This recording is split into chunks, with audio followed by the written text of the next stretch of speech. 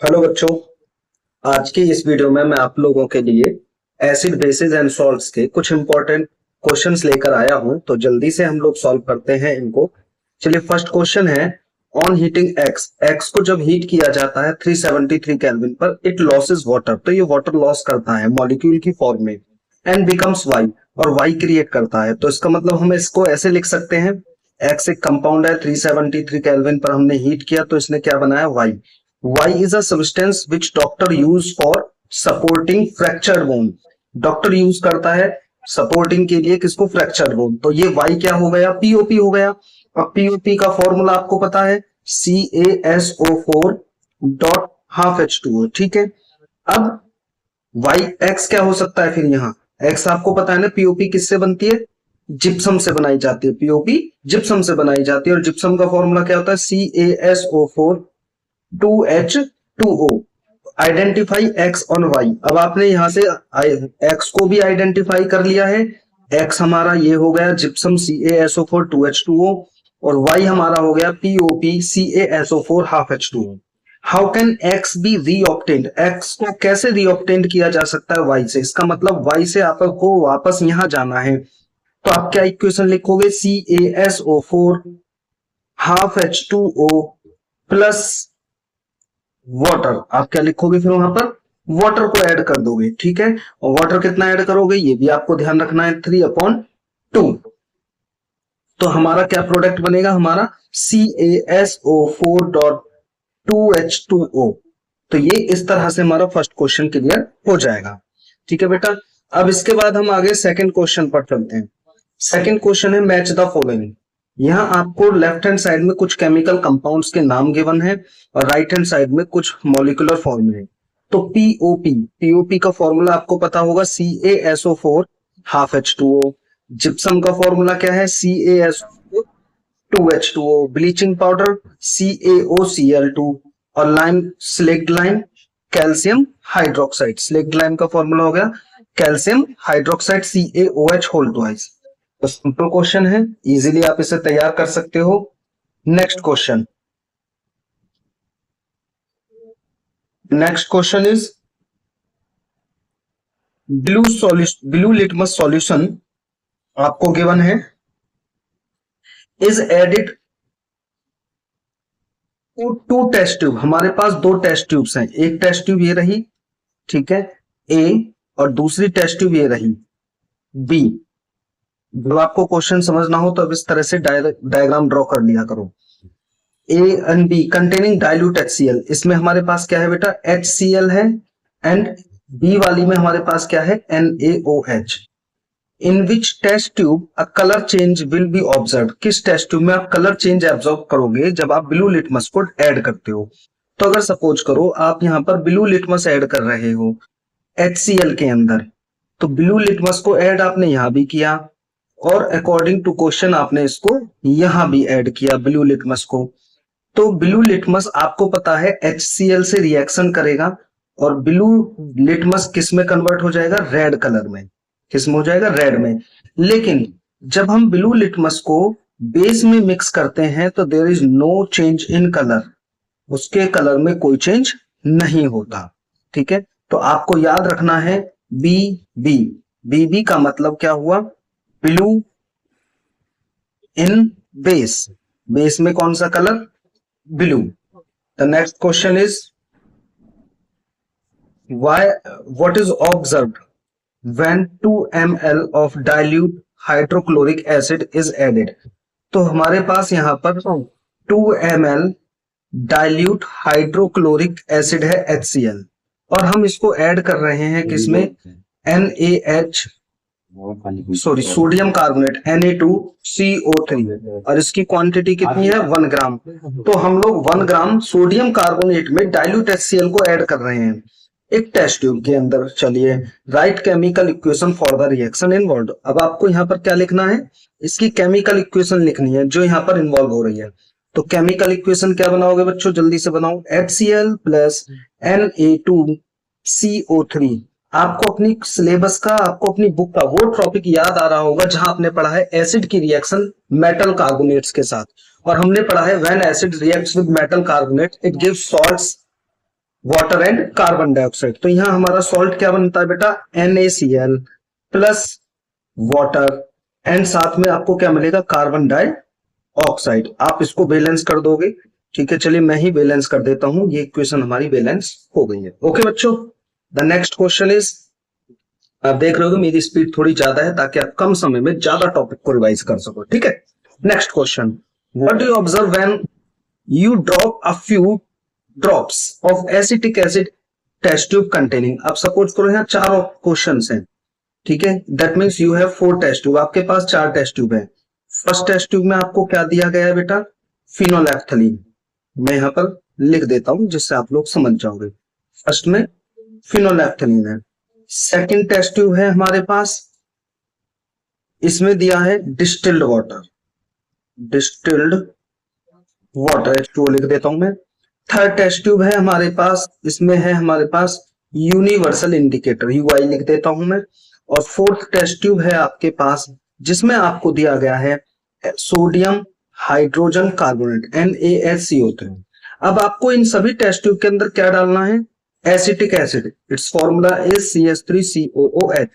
आपने इसमें भी डाला, आपने इसमें भी डाला, और कुछ ड्रॉप्स आपने इसमें भी डाली। तो बताओ आप क्या ऑब्जर्व कर रहे हो यहाँ पर, क्या आपको दिखाई दे रहा है कि जब हम एसिटिक एसिड्स को इन डिफरेंट टेस्ट ट्यूब्स में ऐड करते हैं तो क्या हमें दिखाई देता है, क्या ऑब्जर्व आपको मिल रहा है यहाँ पर। तो जब आप एसिटिक एसिड को टेस्ट ट्यूब में, अलग अलग टेस्ट ट्यूब में ऐड करते हो फिनोलेफ्थलीन, अब ये तो आपको पता है एसिटिक एसिड है, नेचर एसिडिक हो गया, ठीक है। अब एसिडिक नेचर में फिनोलेफ्थलीन तो एसिड्स से कोई चेंज नहीं करेगा, तो हम लिख देते हैं नो चेंज इन कलर। यहां कलर में कोई चेंज नहीं होगा। डिस्टिल्ड वाटर में वो सॉल्यूबल हो जाता है, डिसॉल्व हो जाता है एसिटिक एसिड। यूनिवर्सल इंडिकेटर, हाँ ये बहुत अच्छी बात है। यूनिवर्सल इंडिकेटर में ये किस कलर को देंगे, कुछ ऑरेंज शेड को देगा, क्योंकि एसिडिक है, रेड इज ऑरेंज शेड को देगा।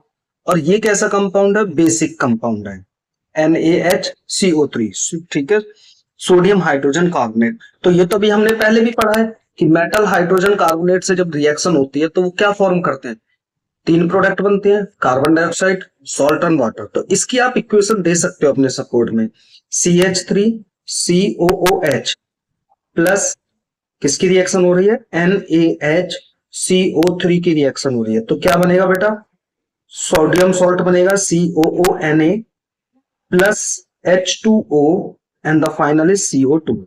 ये 3 प्रोडक्ट आपको यहां लिख करके सपोर्ट में अपने दे देने हैं। Okay, next question, what happens when acetic acid is added in a solution of Na2CO3, write the equation for detecting the gas evolved। ठीक है, Na2CO3 name sodium carbonate plus acetic acid CH3COOH, क्या product बनता है, salt NaCl, sorry बेटा sorry NaCl ही बार बार निकल जाता है, CH3COONA sodium acetate plus H2O plus CO2।